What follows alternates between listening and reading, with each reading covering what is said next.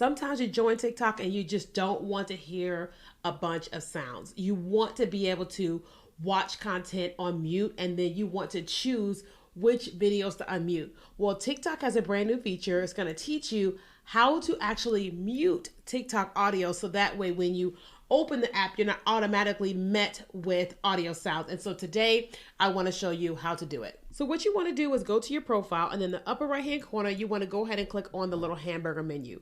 Once you click on that, then go ahead and click on settings and privacy.